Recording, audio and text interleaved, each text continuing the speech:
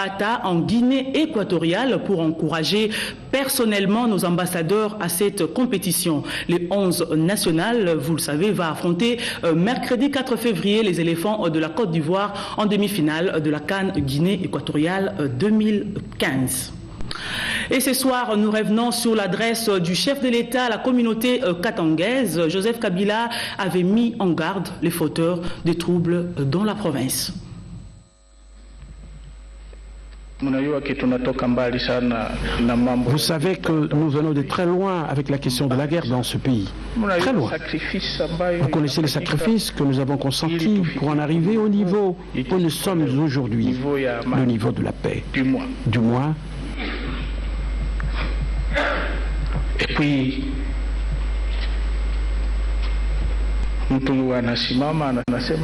quelqu'un se tient là, il dit, voilà, au Katanga, si on ne fait pas ceci, il y aura bain de sang. Quel est ce sang qui va couler?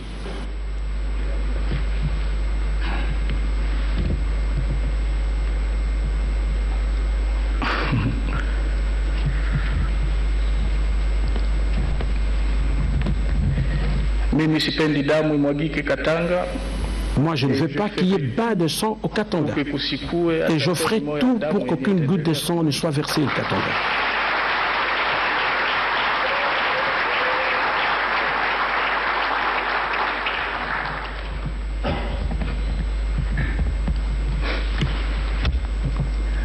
Je ne sais pas comment vite inaanza kumanke watu.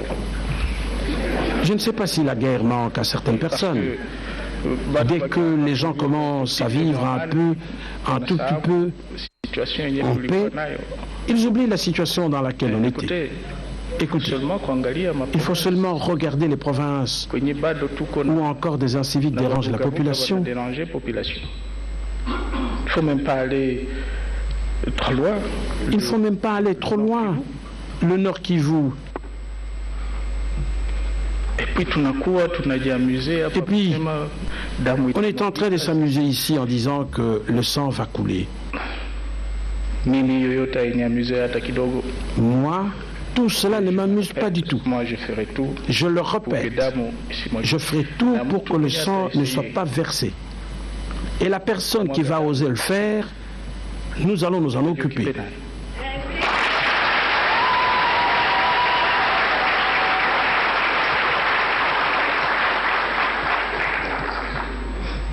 De toutes les façons,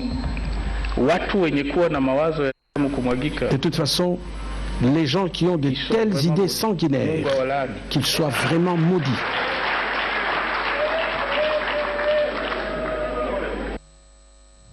La victoire de l'équipe nationale, le Léopard, face au Diable Rouge du Congo-Brazzaville par un score écrasant, a fait la fête de toute la nation congolaise. Au Kasaï oriental, le gouverneur Alphonse Ngoïka Sanji a partagé cette joie avec sa population en saluant le prouesse de Léopard. Des joies immenses. Nos Léopards nous ont procuré cette joie. Vous savez, devant le Congo d'en face, il fallait lui apporter une correction. Donc c'est une véritable correction. Je tiens à les féliciter vivement. Féliciter Florent Ebengue, notre entraîneur, nos Léopards qui se sont battus et qui ont aujourd'hui l'image de la RDC comme un grand pays, une grande équipe de football, une grande nation, une fierté de tout un peuple. Donc je tiens également à remercier le président de la République, son Excellence Joseph Kabila Kabange, qui a donné tous les moyens possibles pour permettre à nos Léopards de donner ces résultats aujourd'hui, qu'ils reçoivent ici l'expression de nos remerciements les plus profonds. Et son Excellence Monsieur le Premier ministre, qui a tout mis en œuvre pour que les moyens soient mis à la disposition de nos Léopards, le ministre du Sport, l'ensemble du gouvernement de la République. Aujourd'hui, les Congolais sont dans la joie. Nous pouvons quand même oublier certaines choses. Donc nous prions à nos Léopards de faire la même chose, d'arriver en finale. Pourquoi pas ne pas nous amener la coupe.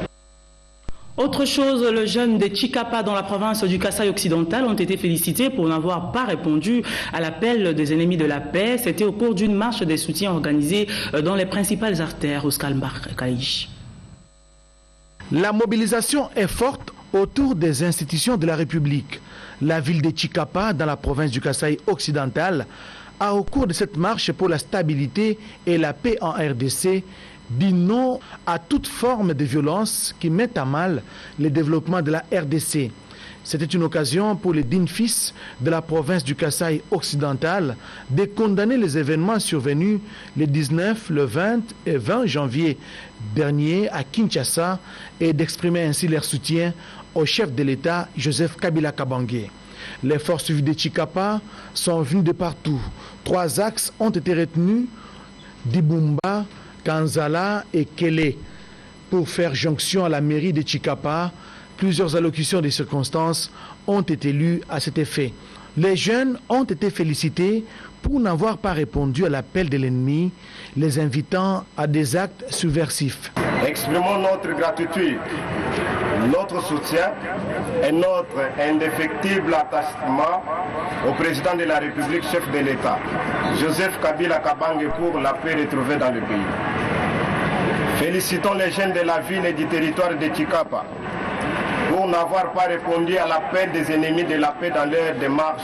Chikapa aura vécu une ambiance bon enfant en cette journée dédiée à la stabilité et à la paix.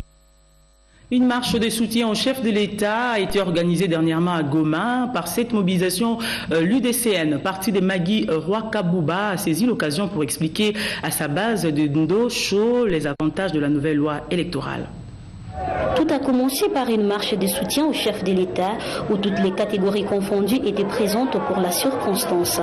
Ceux-ci brandissaient les effigies du président de la République et les insignes de l'UDCN, preuve de leur engagement derrière Joseph Kabila.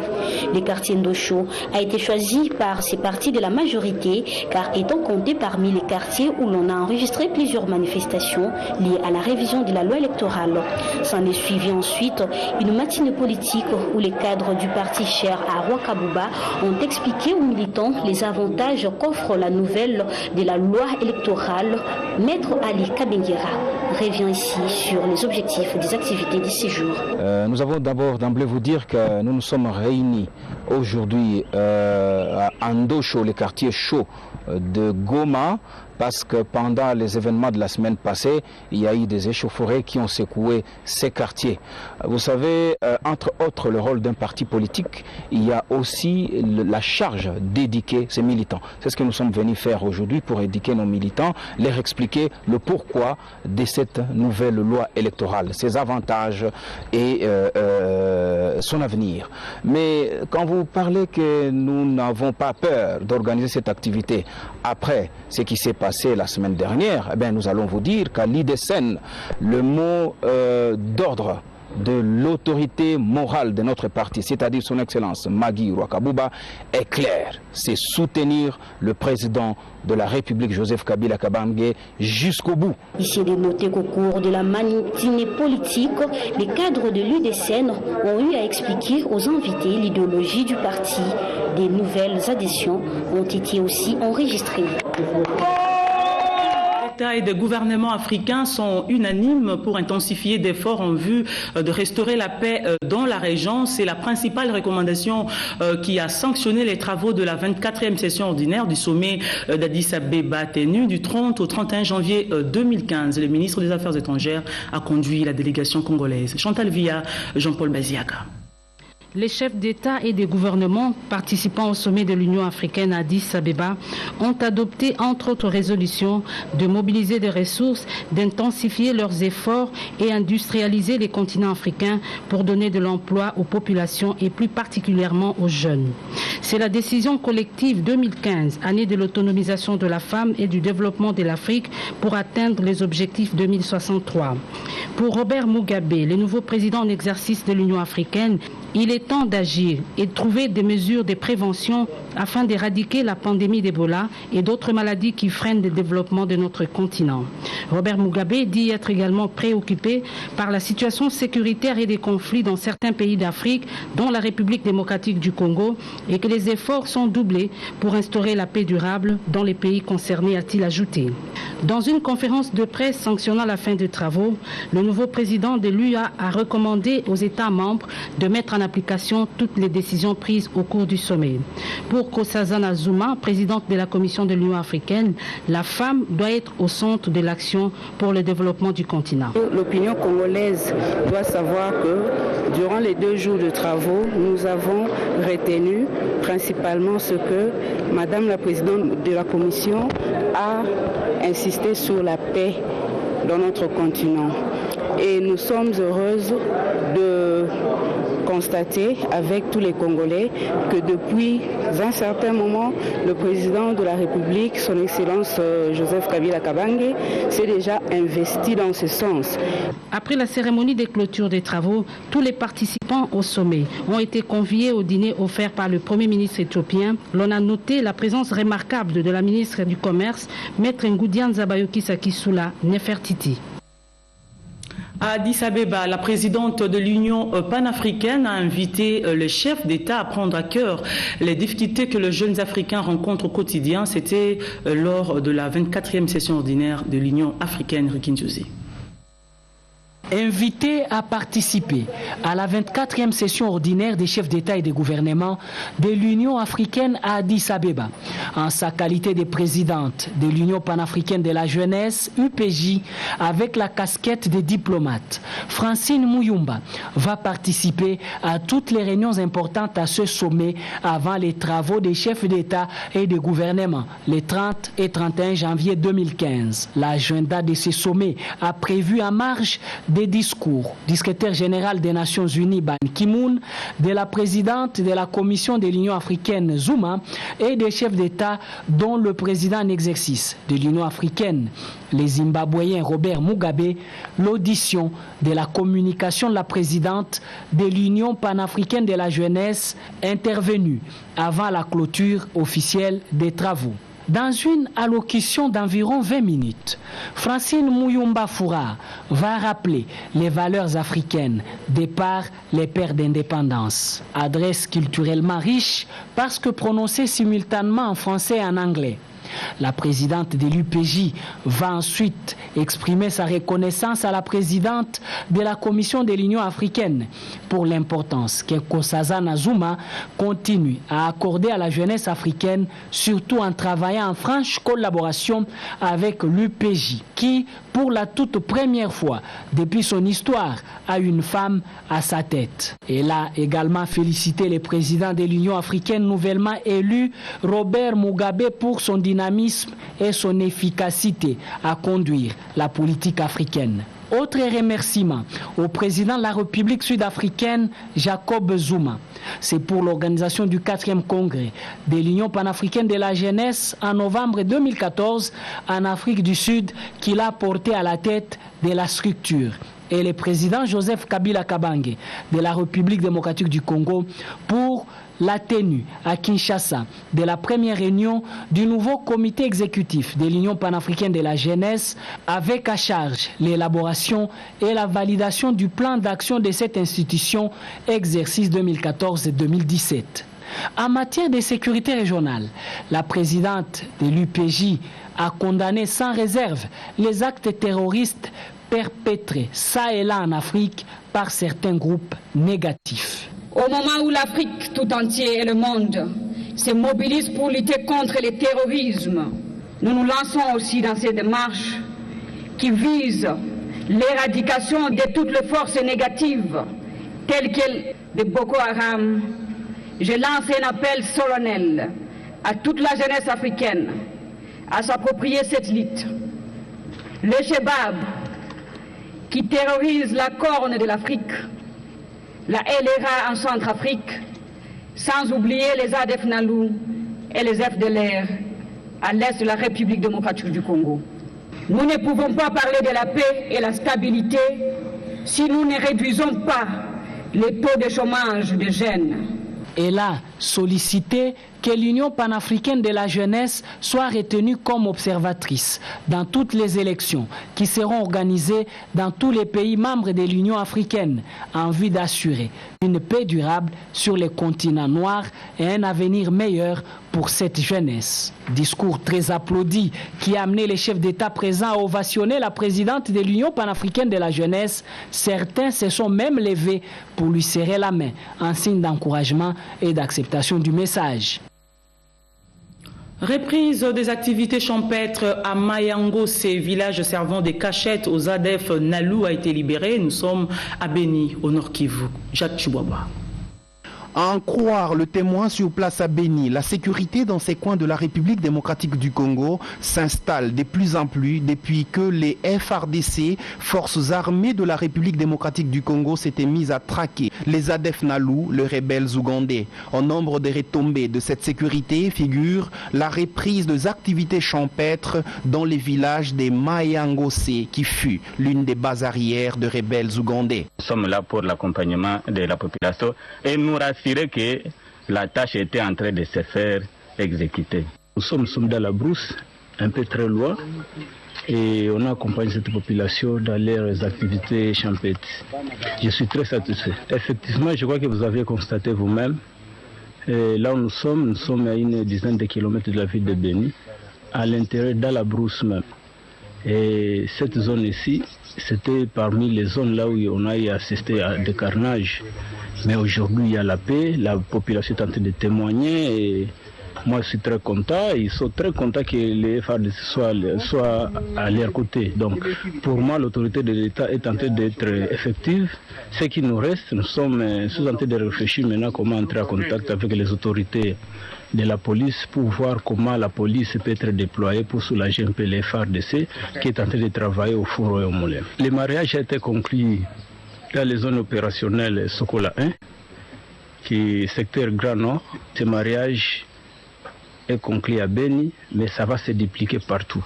De la mise en œuvre de l'accord cadre pour la paix au centre des discussions de la 5e réunion de haut niveau du mécanisme régional de suivi. Ces assises ont réuni le secrétaire général des Nations Unies et l'Union africaine, Robert Nda et Jean-Paul Baziaka.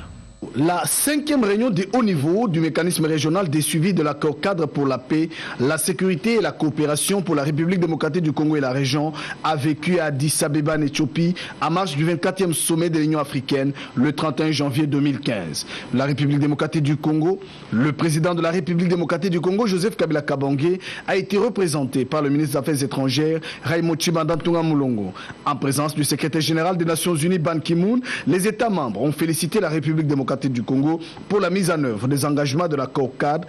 Tous ont salué le lancement des opérations militaires contre les FDLR en invitant la RDC à poursuivre ces opérations dans le strict respect des droits humains des populations dans les zones concernées. Cette 5e réunion était une occasion offerte aux parties signataires de l'accord cadre de paix d'évaluer et d'examiner l'état d'avancement de la mise en œuvre des engagements pris par les États de Grand Lac. Absent à cette réunion, le Rwanda, dont le siège était resté vide.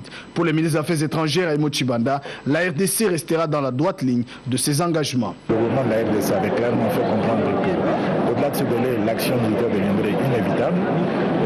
Et maintenant, nous sommes dans la phase de la mise en œuvre des actions.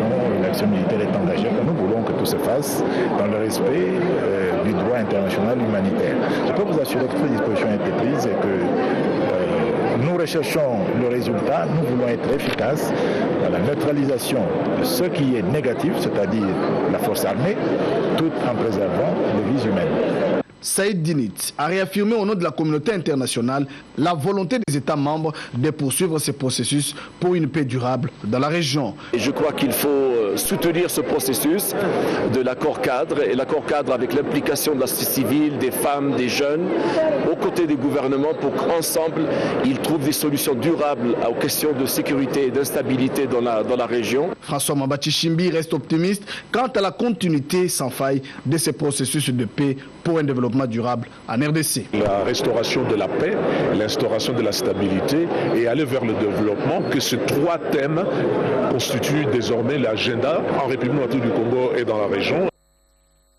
L'Union africaine est déterminée à renforcer le pouvoir économique de la femme africaine. Voilà qui justifie la présence de la ministre du Genre, Bijou Mouchitoukat, aux assises d'Addis Abeba. Betty Amani.